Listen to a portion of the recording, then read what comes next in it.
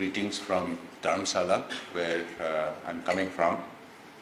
I didn't understand everything that Professor Somdeep Datta said, but I can make out that the similarity of our culture in offering scarves to our guests and gamcha here in Assam. When we have visitors in Dharamsala, I always joke to them saying that every office that you visit, you get offered scarf. So when you go back home, you have to start a scarf shop because you have too many scarves.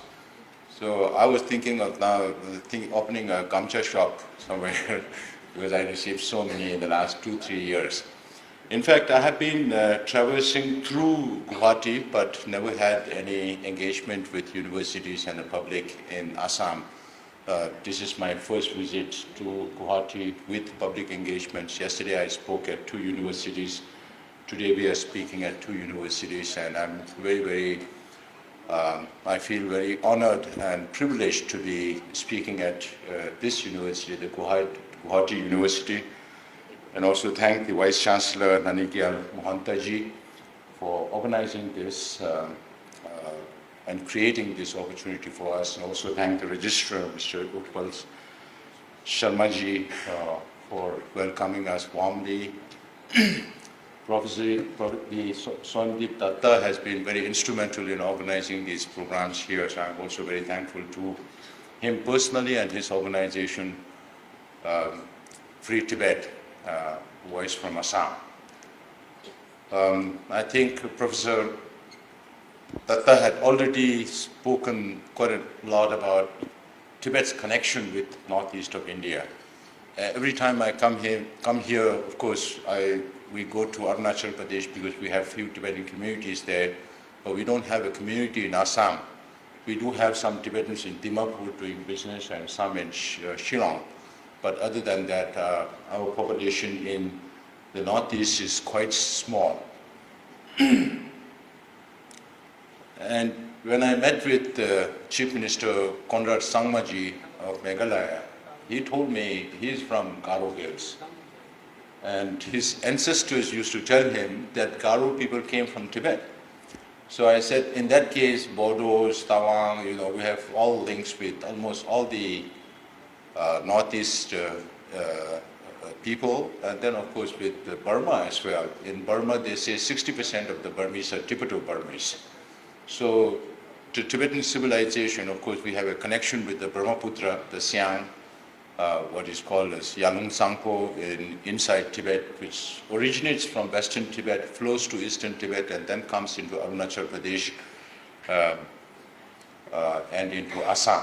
And we share the same civilizational structure, because many of the civilizations based on river systems also have their upstream and downstream connections. So here we are.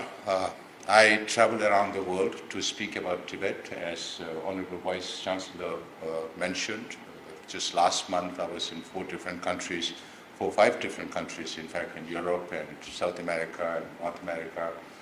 So we have to keep traveling to tell the world about Tibet and about what China is doing around the world, because there are very few countries who have a good understanding of China's motivations and what they have been doing around the world.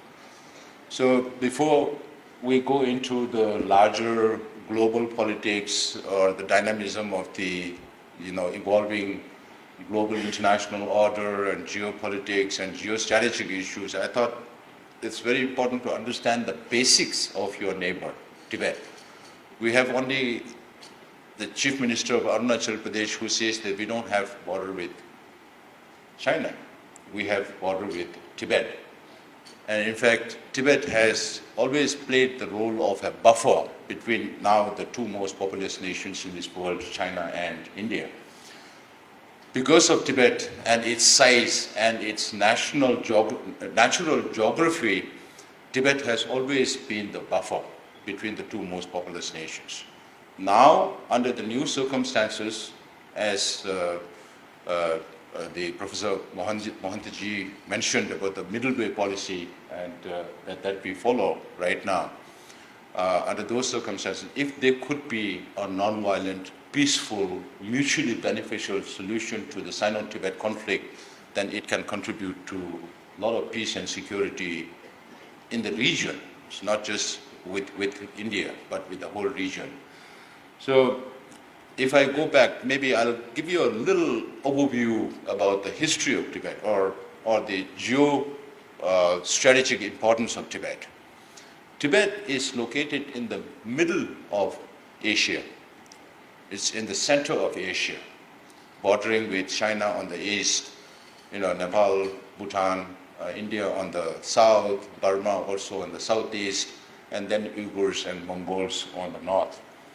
This is a satellite image of where Tibet is located. Sometimes I say you don't need to draw a boundary on Tibet. Tibet has a natural boundary, because this plateau of Tibet, which is the biggest and the highest plateau on earth, came about because of the tectonic shift between the Eurasian plate and the Gondwanas, which is the Indian plate, some 50 million years ago. So I say 50 million years ago, Tibet also had a beach, because there was an ocean between the Gondwanas and the Eurasian plate. So just a few days ago, there was a new geological study about the tectonic shift that is still happening in the Himalayas, which makes the whole Himalaya a very seismic prone zone, prone to earthquakes, starting from Afghanistan up to Burma, every time you have some or the other earthquake happening in the region.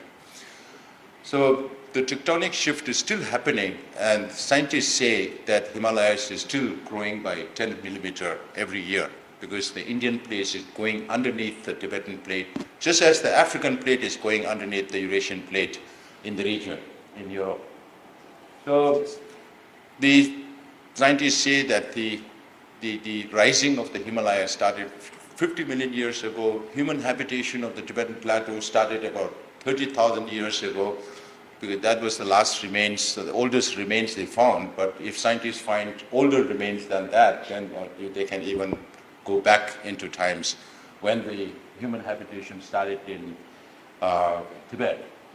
So then we call our land as the land surrounded by snow mountain ranges, because we have the Himalayas in the south, the Karakoram in the west, the Kunlun and the Nyenchen Thangla on the north, and so many mountain ranges and valleys that surrounds Tibet. So it's a land surrounded by snow mountain ranges.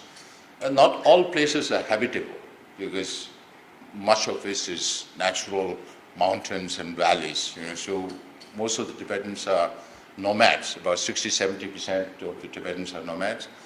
And then Westerners started coming into Tibet from late 16th century, then early 17th century, because Tibet was considered as the last frontier where Christianity could not spread. So a lot of Jesuit missionaries and later Capuchins, they came to Tibet to spread Christianity, and they started calling Tibet the roof of the world. Again, why Tibet is the roof of the world? Because of its altitude. We are talking about more than 4,480 meters average altitude. In terms of feet, it's about 16,000, 10 feet above sea level, according to NASA. And then you have the highest mountain like Mount Everest between Nepal and India, Tibet, going up to 29,000 feet. So because of Tibet's altitude and the size of Tibet, because I was once asked by a Pakistani journalist as to which is bigger, Bhutan or Tibet. You need at least 50 Bhutans to make one Tibet, because Tibet is 2.5 million square kilometers. That consists about 25% of China's landmass, which is about 9.7 million square kilometers, about 2/3 of India, maybe 10 times the size of UK, 18 times the size of Japan, or a country bigger than Mexico. So Tibet is huge. It's not a small place, but not all places are habitable. Then now, as Vice Chancellor, Honorable Chancellor mentioned Tibet as third pole. Aside from the North Pole and South Pole, Tibet has the largest amount of glaciers and permafrost that feeds all these major rivers in Asia. And that is why Tibet is a huge bio hotspot, very fragile economy, and it has about 46,000 glaciers and about 14,500 cubic kilometers of ice that feeds all these major rivers in Asia. That is why Tibet is also called as the water tower of Asia, which Somdeep Datta ji keeps talking about when it comes to flora and fauna of the region or the environmental situation of this region. So when we say Tibet is the water tower of Asia, then we are talking about two major rivers that go into China, the Yellow River and the Yangtze River. And these two are the lifelines of China. Without these two rivers, China cannot support its 1.4 billion people. Then you have the Mekong River that originates from Tibet and then goes into 5 Southeast Asian countries, into Burma, Laos, Cambodia, Thailand, and Vietnam. Then you have the Irrawaddy going into Burma. Then you have the Brahmaputra, which originates from western Tibet, comes to eastern Tibet, on the north of Arunachal Pradesh, and then comes into Arunachal Pradesh, Assam, and then goes into Bangladesh. Then you have the Karnali going into Nepal. Then you have the Jhelum and the Indus originating from Tibet, going into India and into Pakistan. And the Harappan culture, the Indus Valley civilization, was cradled on the Indus River, just like Chinese civilization cradled on Chinese Yellow River. So some of the most important civilizations also originated on the rivers that originate from Tibet. And the countries that I mentioned, from Pakistan to India to Nepal to Bangladesh to Burma, Laos, Cambodia, Thailand, Vietnam to China, these 10 countries are some of the most densely populated areas in this world. So we are talking about serious food security and water security in future in the region if the downstream countries are not able to speak up to China, because China does not share any hydrological data with any of its downstream countries. Forget about water sharing agreements. So when it comes to rivers, again, we now almost everybody in the Assam should be knowing what is China doing on the Yangtze at this place called Metok in Pema region in Tibet, where the Brahmaputra takes a U-turn to come into India, because they are building a mega dam which is going to produce 2.8 times the electricity than the Three Gorges Dam, which is the biggest in the world. That's also based in China. Because of the Three Gorges and the amount of water that needs to be stored to produce that much of hydroelectricity, they say that it's even affecting the movement of Earth because of the reservoir of such a size.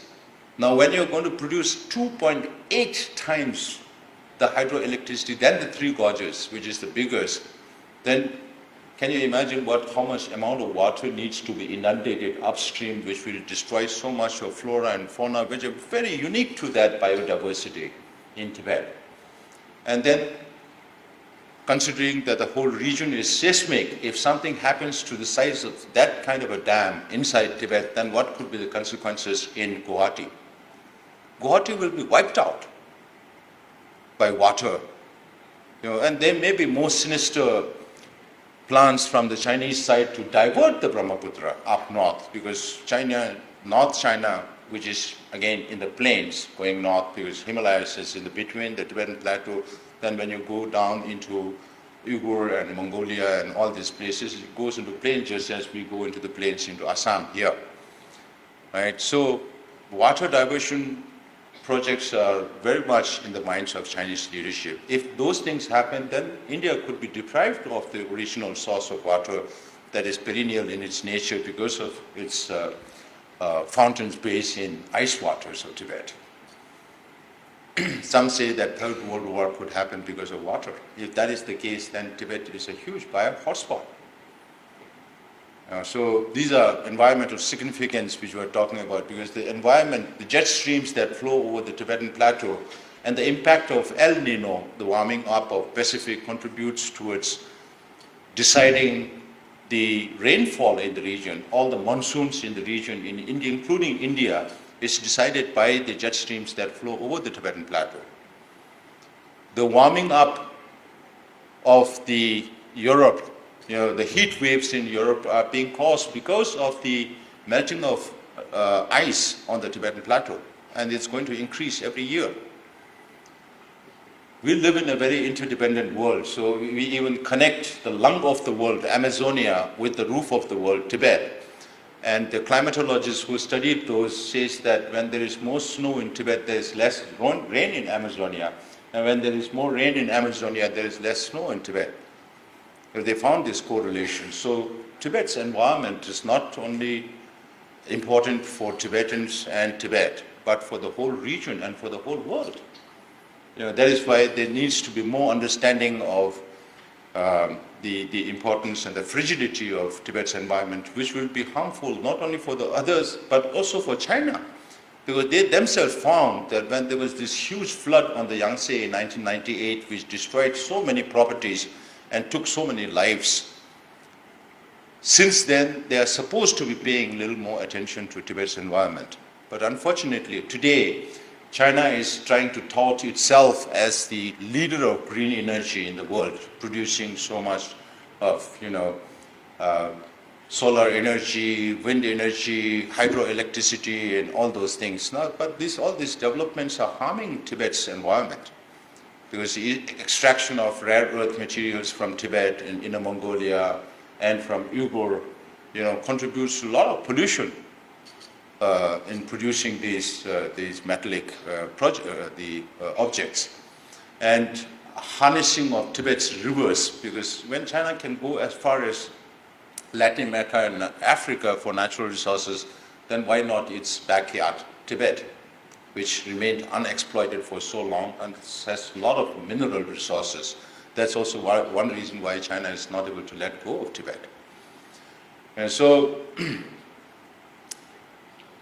this is just to give you a brief idea about the geostrategic importance of Tibet, the environmental importance of Tibet, and the importance of Tibetan Buddhist culture. Because Tibetan Buddhism came from India based on the Nalanda tradition of logic.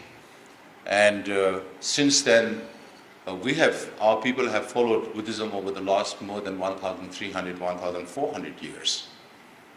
And this culture, rooted in the ancient Indian wisdom of karuna, compassion, and ahimsa, non-violence, as you see in the messages of His Holiness Dalai Lama to the world, is not only important for Tibetans and for Indians, but it's important for the whole world. As we speak here, as we gather here, there is so much violence going around the world. I travel all around the world. Of course, we can reach out only to democratic free countries. We cannot reach out to authoritarian regimes. But when we travel, we can see so many conflicts. Some people are talking about more than 55 different conflicts in this world. Some are talking about more than 100 violent conflicts happening in this world. So when there's so much violence, the ancient wisdom of India, rooted in ahimsa and karuna, has a lot of resonance in the present day world. That's why we keep speaking about ancient Indian wisdom to the whole world. Now, maybe I'll just give you a brief overview of Tibetan history. We have a widely accepted history of more than 2,200 years, starting from the first king of Tibet, Songtsen, the Nyati Tsembo, the shouldered enthroned king. There are several variations as to where the first Tibetan king came from. And there are two connections to India. One says that it was a prince from Bengal, a webbed prince from Bengal, who had a deformity and then came to Tibet, and then he was enthroned as the first king of Tibet because he pointed at the sky, which was the heavenly connotation for the Tibetans at that time. And some say that it was a defeated Kaurava prince who came to Tibet. And some say that it is another boy from Tibet itself. So, but despite all the different versions, there are some connections with the first king of Tibet with that of India. And then between 7th to 9th century, Tibet was a huge empire in Central Asia alongside China and Mongolia. Even Mongolia was not that big empire at that time. Between 7th to 9th century, we even dethroned the Tang Empire of those days, and then went up to present-day Uzbekistan, Samarkand in Uzbekistan. That used to be the extent of Tibetan Empire at one time. And during those times, the first king of Tibet sent his minister to invent a script for Tibetan script, even though we must have had a spoken language The script comes from the Gupta Brahmi script, Devanagari script. So Tibetan alphabet, if I read to you now, you will find it very similar with Hindi. Tibetan alphabet goes like kaka kanga, cha cha changa, ta ta thana, pa pa pama, za sa za wa, sha sa aya. Very similar to Hindi. And we have only 4 vowels, e, u, e, o, whereas you have many vowels, a, e, u, e, o, aha, which I learned up to grade 8 in my school. Right? So the Tibetan script came from India, and today Tibetan language is one among the 15 oldest languages in this world. And just 2 years back, one of our monks worked with 300 scholars from inside and outside Tibet to work on a Tibetan to Tibetan dictionary, which produced 223 volumes. And it has become the most voluminous dictionary in the world today. So what we did, when we invited Shantarakshita and Padmasambhava to Tibet to preach Buddhism, Shantarakshita's advice was, since you have a language of your own, why don't you transliterate every Buddhist text into Tibetan? And that was what we followed. So our Losavas, or the translators from 8th to 13th century, for about 5 centuries, before Buddhism almost vanished out of India, had transliterated every available Sanskrit and Pali Buddhist text into Tibetan. So today, Tibetan language is the only language, if you want to study Buddhism in its entirety, then Tibetan is the only language. We have more than 100,000 titles in Buddhism, including the main 110 texts of Buddha's teachings, and then 220 commentaries by Indian masters, and then there are a series of books where Tibetan masters have written commentaries on Buddha's teachings. So we have a very, very vast and very deep, and we are very proud to be a repository of one part of ancient Indian wisdom. So you can see, because we often get asked questions, oh, since Tibet is occupied by China, does Tibetan language have something to do with Chinese? Nothing to do with Chinese language, because it's pictographic. So all this started, then we went through 400 years of disintegration. Tibet was ruled by small principalities and chieftains from 9th to 13th century. But even at the end of those disintegration, I was reading a part of history that concerns this region, when in 1206, Bakhtiyar Khilji sent 10,000 army into Tibet and only 100 returned back. I'm not saying all those 10,000 were killed by the Tibetans. I'm sure many have been killed on the way up and down also. But then even at the end of our disintegration, our people on the border were able to protect the border of Tibet. And it was not easy for everybody to come into Tibet, whether it's Westerners or neighboring countries. You have to climb Himalayas to come into Tibet. And for Tibetans also to go out, you have to climb those Himalayas, not just one, but many mountains and valleys, down mountains and valleys. So you need a special lung to be able to do that kind of a job. So, but between 10th to 11th century, many Tibetan translators walked into India to learn from Indian masters, and then took it back and started new Buddhist traditions inside Tibet.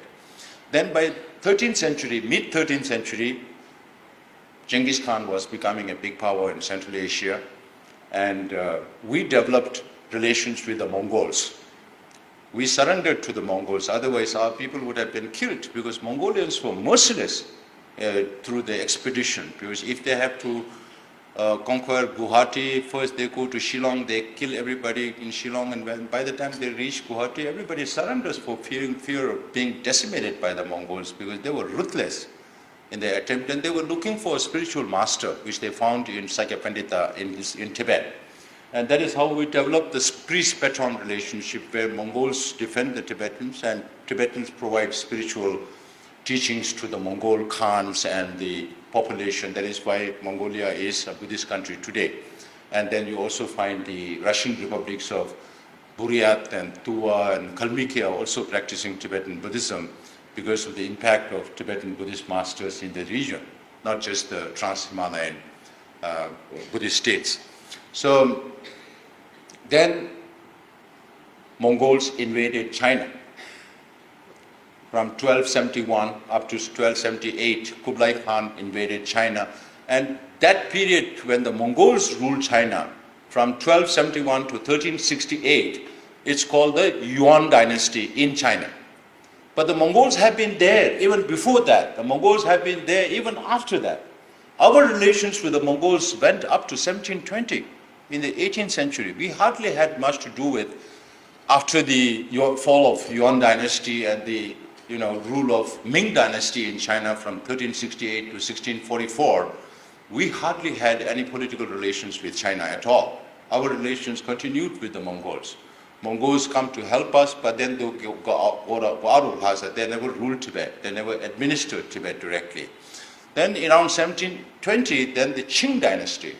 1720, we are talking about the 5th Dalai Lama taking over this temporal and spiritual leadership of Tibet in 1642, 2 years before the Qings took over the Mings in China. And the Qings are Manchus. They are not considered Chinese. If you watch Kung Fu movies of the late century, then you will find that most of the protagonists are all Chinese, and the antagonists, all the Dakus, are Manchus. Because the societal perspective of the Chinese people is that Manchus are not Chinese. And there have been a lot of academic discourses as to who is the real Chinese. Is it only the Han, the real Chinese, or the Mongols also Chinese, or Tibetans also Chinese? If Mongols are Chinese, then China can claim half of the world, because that's how far the Mongols went. So that argument does not stick. So our relations with the Yuan, the Mongols, our relations with the Mings, our relations with the Qings. Qings had some influence on Tibet because they were most powerful between 1735 to 1795 for almost 60 years. Then again, they fell through the same rut. There was Western colonization, there was Opium War starting from 1830s, late 1830s, which Chinese leadership is even now talking about 100 years of humiliation. It starts counting from the Opium War when Western colonial powers exercised their control over China. When the Chinese themselves were not able to control themselves, how can they be responsible for Tibet? Then by the late 19th century, there was this British India, the Great Game. One of the former ambassadors, Dalip Sinha, had written a book called The Imperial Games in Tibet. And former Secretary of the Ministry of External Affairs had also written a book called The Great Game in Tibet. So the Fractured Himalayas. So you have these books written by Indian scholars and diplomats, and then we also have books written by Western scholars also. So our relations with, then the beginning of 19th century, British India started invading Tibet. They came up to Lhasa in 1904 with the so-called Young Husband expedition. There was no Qing dynasty to defend Tibet. Tibetans had to defend for themselves. And then there was the invasion of northeast Tibet by a warlord called Mabufang. And there was invasion of Tibet from the eastern side in the Kham region from the Qing warlords. So we were attacked from all sides by the beginning of last century, and then His Holiness the 13th Dalai Lama had to escape into Mongolia, and then eventually he went to China and returned back to Tibet in 1909, December. And 3 months after that, again the Chinese were on the eastern side. The 13th Dalai Lama had to come into exile into India between 1910 to 1912. And then we removed every single Chinese from Tibet, not from the Tibet frontier, but through India. That is why you still find some Chinese in Kalimpong and Darjeeling area. Many of them were removed after 1962 war, the first ever war between India and China. And some of them are settled in Kolkata. Not all the Chinese in Kolkata are from Tibet, but they were traders as well. But some of them had come who didn't go back to China. They settled back in India after they were sent out of Tibet. So then the 13th Dalai Lama returned back to Tibet, reiterated Tibet's independence along with Mongolia, and then signed the 1914 agreement, the Shimla Agreement, which defines the boundary between India and Tibet, particularly in the Arunachal Pradesh region, the McMahon line. And it was signed by independent Tibet. The Chinese plenipotentiary were there, But he did take part in the initial discussions, but did not ratify the final agreement. It was signed between independent Tibet and British India. And the legacy of all these treaties of British India needs to be followed up by independent India. So from 1913-14 onwards, we had international treaties. Then during the Second World War, we were neutral. We didn't allow the Allies to send their supplies through Tibet. There were 2 representations from the United States government in Lhasa in 1942. So then there was civil war going on in China between the communists and the Kuomintang. And then finally, communists won in 1949, and the Kuomintang had to flee to Taiwan under the leadership of Chiang Kai-shek. And then soon after that, the Chinese started attacking Tibet from the east. The Communist Party started taking, and then by October 1950, then they were on the frontier of Tibet, a place called Chamdo. We had only 10,000 army. China sent 40,000 army from 3 directions, and then defeated the Tibetan army. And then His Holiness the 14th Dalai Lama was in Lhasa at that time. And under those very difficult circumstances, when we were being invaded, when we had to, deal with so many problems, His Holiness the Dalai Lama was only 15 years old. In 1950, he was persuaded to take the leadership. And then just 1 month after that, he had to come to Indian border in Chomo, a place called Yatung, just in case he had to leave because of China's invasion, or forceful invasion of Tibet.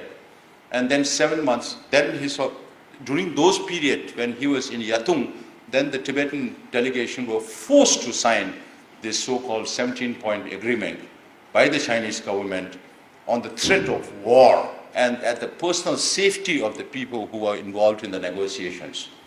His Holiness tried to live under those provisions for 8 years. That also provided for quite a lot of autonomy. But then again, Chinese government trampled on every single point. During those periods, His Holiness tried to visit China in 1954-55. He saw how communist government functioned. Even though everything looked very orderly, there was no freedom for people to speak their mind. And then His Holiness was in India between 1956 and 57 for the 2500 Buddha Jayanti, and visited the Indian Parliament. India was also in its nascent democracy just 10 years after independence. Even though everything looked very chaotic, everybody had the freedom to speak their mind. So Tibetans rose up against the Chinese in 1959. It was quelled by force by the Chinese authorities, and then His Holiness had to come into exile in 1959 and landed on Indian soil on March 31st. In Arunachal Pradesh, and then came to Tezpur, your state, and His Holiness interacted with the international media for the first time from Tezpur and repudiated the 17-point agreement, and then was moved to Mussoorie for 1 year, at Birla House, stayed there for almost 1 year, and then tried to re-establish the government in exile, and that is where we are today. So my position as Sikyong is an elected post as political leader. Now we have had almost 25 years of governing ourselves. Since 2001, His Holiness started saying, I'm semi-retired. Then 2011, His Holiness said, I'm going to devolve all my political and administrative responsibilities. So these are just some of the developments that we have a parliament in exile, we have a cabinet in exile with 7 departments, we have our Supreme Justice Commission, but we don't handle any criminal cases because we live in India and we have to conform to Indian laws. So we handle only civil and administrative cases. We have our own election commission, our Auditor General's office, our Public Service Commission. So it's all thanks to the government of India and people of India for allowing us to exist in India. That is why we have become an exemplary exile government with a fully functional democratic polity that is not available with any other community, exile community outside of their country. So it's largely thanks to His Holiness and also to the government of India. So now, when I travel around the world, we follow what is called as the middle way policy. This is a Buddhist concept, Madhya Marg. Right? So when His Holiness says middle, then there are ends to it. Without ends, they cannot be middle. So one end is the historical status of Tibet as an independent state. And the other end is the current situation of occupied Tibet under the repressive Chinese government. So between these two, His Holiness is trying to seek a solution which is called genuine autonomy. Because Tibet is already referred to as a Tibet Autonomous Region, Tibet Autonomous Prefectures, Tibet Autonomous Counties and all that, but there's no real autonomy there. If you look at the Chinese constitution, it's one of the best constitutions, written constitutions in the world. But in practice, it is a totally different story. So you have, with China, you have one elephant's tusk to show to the world, this is Chinese constitution, and the real teeth, which is the Communist Party charter. They implement that. Even now, under the present leadership of Xi Jinping, Communist Party has become more powerful than the government. So it's becoming more a Communist Party setup than a government setup, right? So now we go around telling the international community, because China is forcing every country to say Tibet is part of People's Republic of China, right? So I tell the international community that if you keep repeating this statement, you are going against international law, because the whole international order and the United Nations and the definition of modern nation state came after the Second World War, right? So as per that also, the invasion of Tibet happened after Second World War. What is happening to Ukraine today with Russian invasion is very, very similar to what China did to Tibet 75 years ago. And there's only one international law. There are no two international laws. In that respect, if nations keep repeating the statement that Tibet is part of PRC, you're going against international law, which you are very, very much a part of. So if you don't follow those international law, then who will? Right now, there are a lot of questions about the maintenance of international law and order. Right? So this is one thing. And the second thing we tell them is, they keep saying, oh, we support negotiations between the representative of His Holiness Dalai Lama and the Chinese government on the one hand, and then they keep repeating the statement, Tibet is part of PRC. So we keep telling them, your positions are hypocritical in nature. Because when you keep saying that Tibet is part of People's Republic of China, then where is the reason for China to come and talk to us? Because you are already admitting that, and that is what China needs. Right? So this is something that if the governments are really serious, then they should recognize Tibet's historical status as an independent state. That will give more leverage to the middle way. Of course, we are committed to finding a mutually beneficial, negotiated, non-violent solution to the Sino-Tibet conflict. But there is no traction on the middle way because there is no focus on the ends. So the other end, the suppression inside Tibet, we keep talking about, because right now, all the freedom that you take it so for granted here in India does not exist in Tibet. There is no political freedom whatsoever. It's more like, if you have read George Orwell's 1984, it sounds more like George Orwell's 1984 is coming into reality in the whole of China, where the state controls and surveils every single individual. Maybe not, it's not the same as the SS of East Germany, where families spy on each other. But inside Tibet, even today, it's not possible for you to really open up your heart. If the Honorable Vice Chancellor and we have been friends 20, 30 years ago, if we are meeting suddenly, he cannot open up to me. So also I cannot open up to him because he could report me to the authorities and get rewarded for the information. So people live in constant fear. They not only occupied us, they not only colonized us, but they also enslaved us physically and mentally. That you are not able to speak your mind. If you have a picture of His Holiness the Dalai Lama, you have to go to jail. You say long live His Holiness the Dalai Lama, you go to jail. That's the severity of China's control.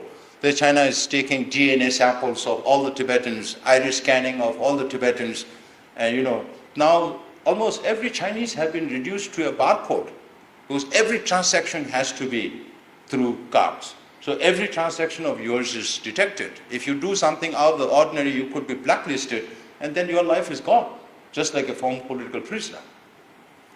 So then, of course, religious freedom does not exist.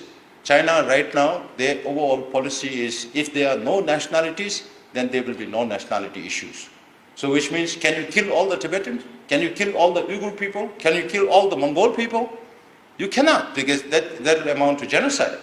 So what China is doing right now, aside from the demographic aggression that Honorable Vice Chancellor mentioned, is to sinicize all the Tibetans. Now they have started boarding schools in every Tibetan community. Every Tibetan child has to be sent to these boarding schools, away from their home, away from their language, away from their culture and religion. And even 4-year-old kids have to go to these colonial-style boarding schools and watch only Chinese cartoons. When they come home, they don't speak Tibetan. So the whole idea is to change the whole lot of younger generations of Tibetans into Chinese.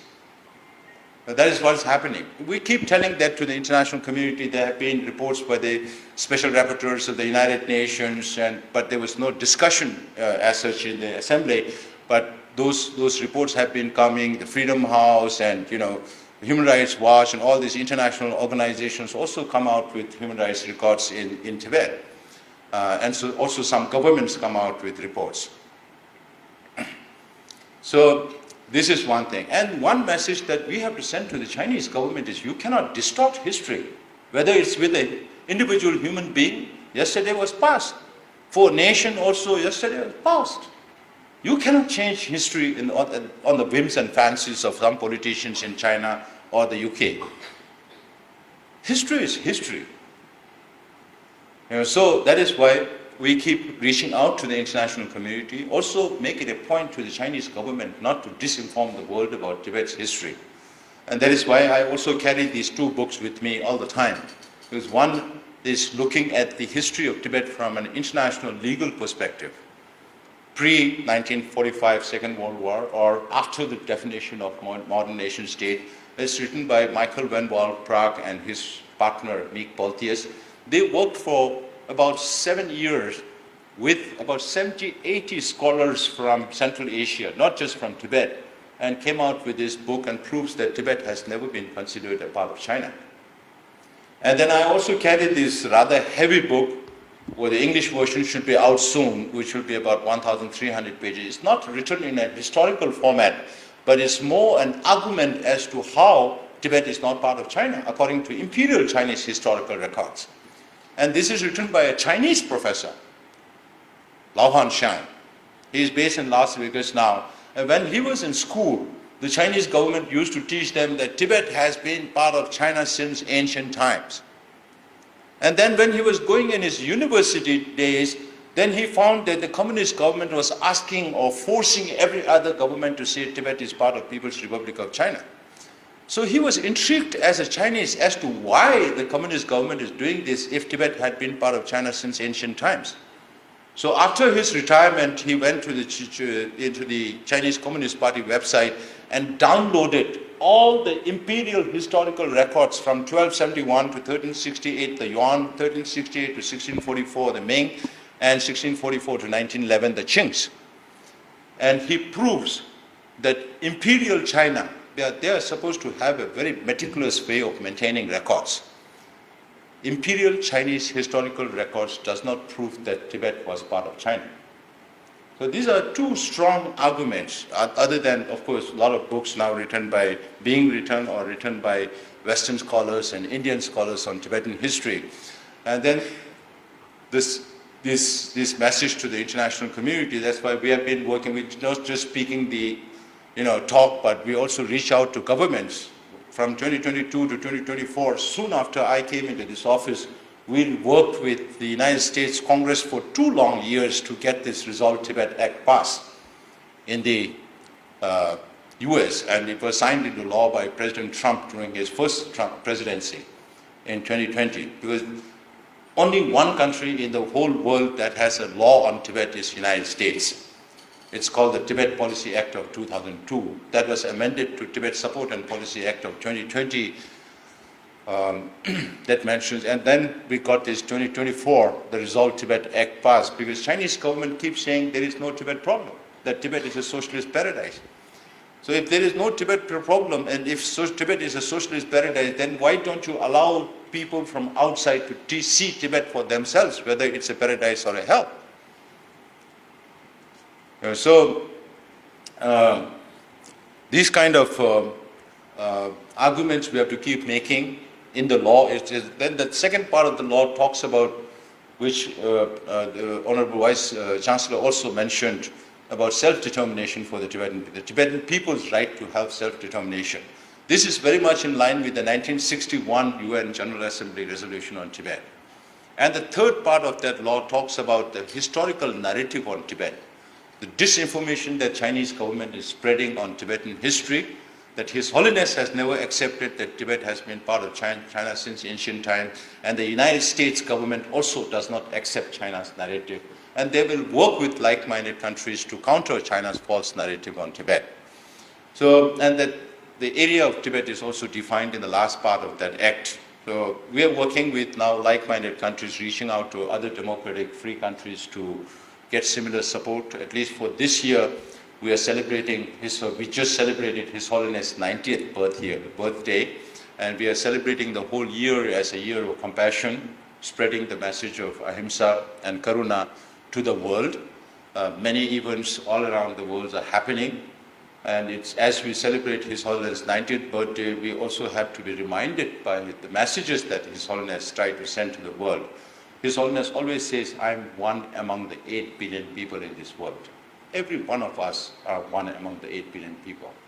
So as one human individual, His Holiness says, my responsibility is to promote human values that every religion speaks about. Even non-believers speaks about these values, right, of value of compassion, non-violence, freedom, human dignity, democracy, all those things which the Western world, Western free world speaks about. But if you don't stand up for your values against the Chinese government, you will never be respected. That's also the message that we need to send. So the second commitment of His Holiness is, His Holiness always says, I am a simple Buddhist monk. So as a religious practitioner, just like there is no one medicine for 100 sicknesses, you have so many different religions for people with different mental disposition and inclinations.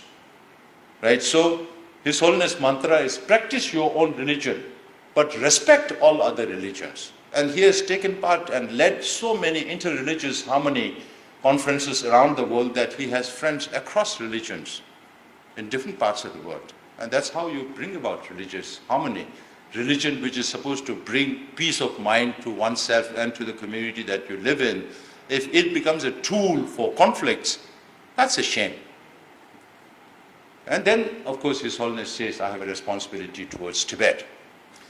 And then now, in my responsibility as Sikyong, I watch what China is doing everywhere, whether China with the AP4, that means Asia-Pacific 4, with Japan, South Korea, Australia, and New Zealand, with the Southeast ASEAN countries, or ASEAN Plus, with the SCO nations, with BRICS, with G20, and all these multilateral platforms, including the United Nations, we are watching where China is filling in, where US is retreating.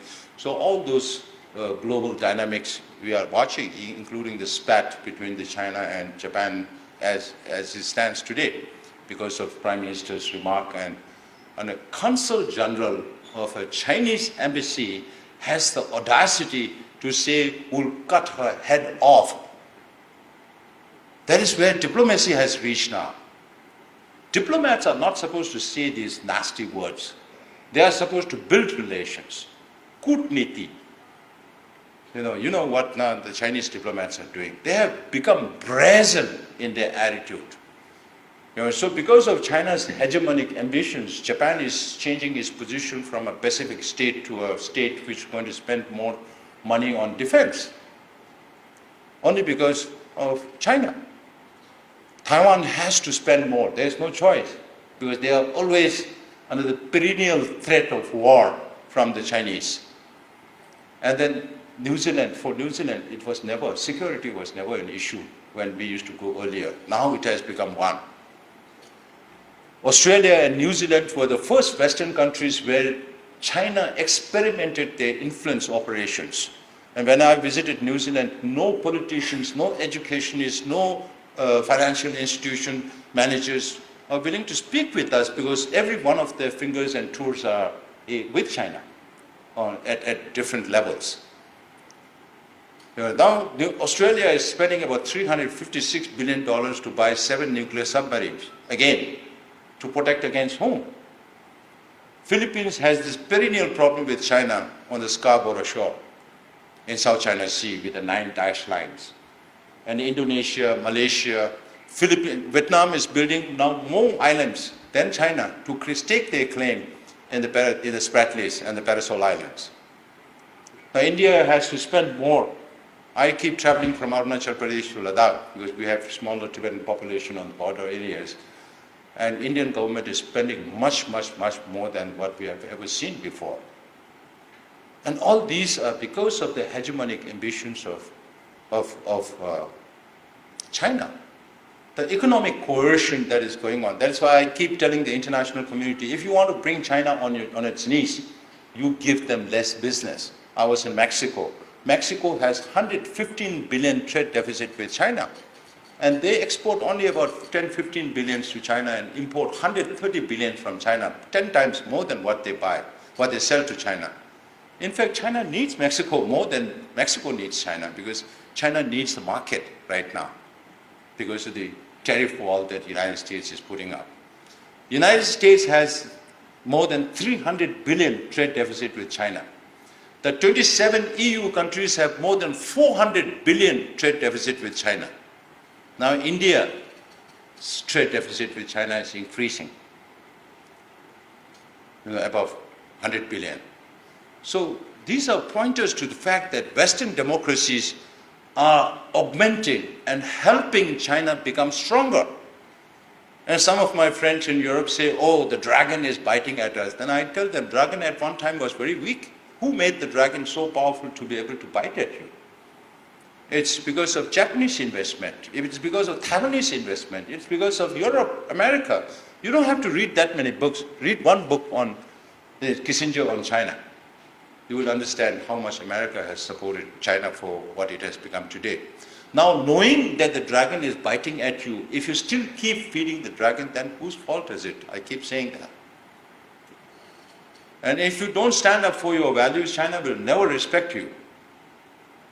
Now you are on your tours, then China will keep you asking you to kowtow, bend, and you will come on your force, you will become a donkey, and then China will keep riding you forever. That is Chinese mentality, how it works. But some countries feel that China is a monolith. It is not. That is why I even go to South American countries to tell them about the motivations of China, what China is doing.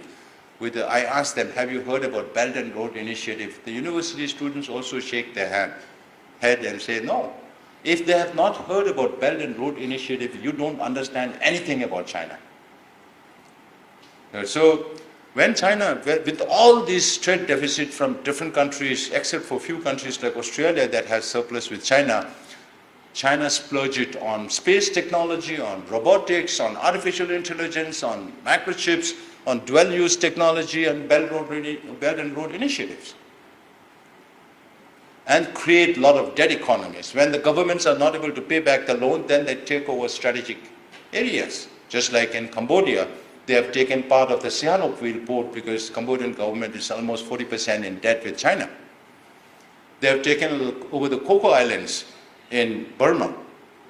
They have taken over the Hambantota port in Sri Lanka. They have taken over the Gwadar port in Pakistan, again linking it with the CPEC, China-Pakistan Economic Corridor. Just a few days back, a Pakistani minister said that CPEC is not helping the Pakistanis in any way. That's the reality of Chinese investment and extension of the Belt and Road Initiative in the region, creating all this. And you know about the higher than skies, deeper than ocean, sweeter than honey relationship between China and Pakistan, and China's relation with Iran, with the Middle East, taking over a port in Djibouti, which may also enable them to have a military base in Djibouti. They've taken over parts in Portugal, in Greece, and also a small part of Hamburg port. And that's how China works. not just also the African countries, 20 African countries beginning of this year went to China to plead with the Chinese government to rework on how to repay back the loans, because these are costly loans on infrastructure. But Chinese government sends only their people, their engineers, their workers, people in those countries who are beneficiaries of Chinese infrastructure development are not benefiting themselves directly. Now, many African countries are coming into the realization of China's games. Many Latin American countries are also understanding this, but there needs to be still more understanding of China's global cultural initiative, global civilizational initiative, global security initiative, and just end of September they came out with a global governance initiative. So, which means China wants to export its system of governance to the rest of the world. So after the parade, in September, you had all this Xi Jinping, Putin, Kim Jong-un, Iranian leader, Lukashenko, Belarus, all the good guys coming together. So whether we like it or not, it is a fight between democracies and authoritarianism. And we should take it in the spirit. Democracies should not be strengthening authoritarianism, whereas democracy should play a role in checking authoritarianism. So I'll stop here and then take questions if we have time. And thank you very much for this opportunity and your interest in listening to this. I came to understand from the Honorable Vice Chancellor that my predecessor was also here 2 times at this university. And in future, if opportunity provides, we would like to come back more and have more exchanges between your universities and think tanks in our institutions. And all of you are welcome to come to Dharamsala, where we are located. And thank you again. Thank you.